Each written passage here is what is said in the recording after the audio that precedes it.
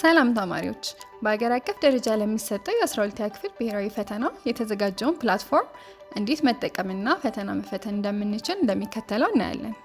በመጀመሪያ ከትምህርት ቤታችን የተሰጠንን ዩዘርኔም እና ፓስወርድ በማስገባት ሎጊን የሚለውን ክሊክ እናደርጋለን።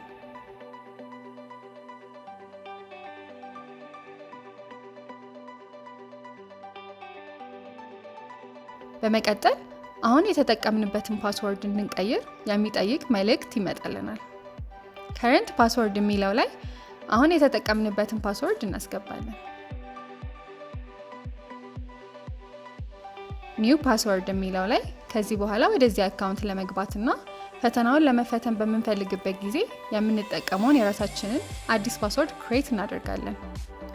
አዲስ ክሬት የምናደርገው ፓስወርድ 8 ካራክተር ሊኖረው ይገባል። አንድ ካፒታል ሌተር፣ አንድ ስሞል ሌተር፣ ቁጥር እና ስፔሻል ካራክተር መያዝ አለበት። በዚህ መሰረት ፓስወርድ ክሬት ካደረግን በኋላ ሴቭ ቼንጅስ የሚለውን ክሊክ በማድረግ አዲስ የፈጠርነውን ፓስወርድ ሴቭ እናደርጋለን። በመቀጠል ኮንቲኒው የሚለውን ክሊክ እናደርጋለን።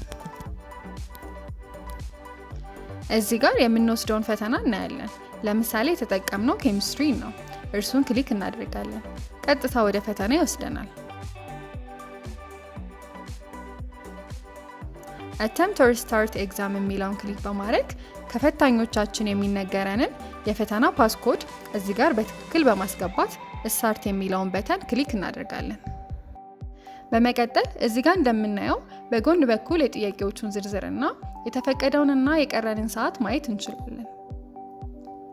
ጥያቄውን በሚገባ ካነበብን በኋላ ከቀረቡት ምርጫዎች ትክክለኛ መልስ ነው ብለን የምናስበውን ክሊክ እናደርጋለን። ስንጨርስ ኔክስት ፔጅ የሚለውን ክሊክ በማድረግ ወደ ቀጣዩ ጥያቄ እናልፋለን። በተመሳሳይ ሁኔታ ጥያቄ በማንበብና መልስ በማስገባት ጥያቄዎቹን መመለስ ይኖርብናል።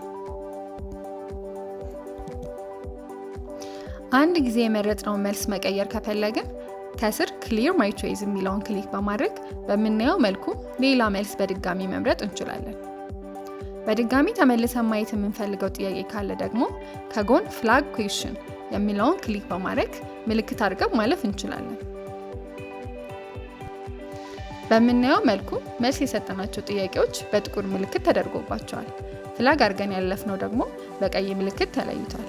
ስለዚህ በቀላሉ የሰራነውን ያልሰራነውን እና ምልክት ያደረግንበትን ጥያቄ መለየት ያስችለናል። ስንጨርስ ፊኒሽ አተምት የሚለውን ክሊክ እናደርጋለን። በምታዩት መልኩ ጨርሰን ከመውጣታችን በፊት የጥያቄዎቹን ስታተስ ያሳየናል። የሰራነውን ጥያቄ አንሰር ሴቭድ ይለናል። ያልሰራናቸውን ጥያቄዎች ደግሞ ናት የት አንሰርድ ይለናል። ስለዚህ ወደ ጥያቄው ለመመለስና ለመስራት የጥያቄውን ቁጥር ክሊክ በማድረግ ወይም ኤግዛም ኦቨርቪው ላይ ምንም ምልክት የሌለባቸው ነጭ የሆኑ ያልተሰሩ ጥያቄዎች ስለሆኑ እነርሱን ክሊክ በማድረግ ወደ ጥያቄ በመመለስ ትክክል ነው ብለን የምናስበውን መልስ እንመርጣለን። ከዛም ኤግዛም ኦቨርቪው ጋር መተን ፊኒሽ አተምት የሚለውን ክሊክ እናደርጋለን።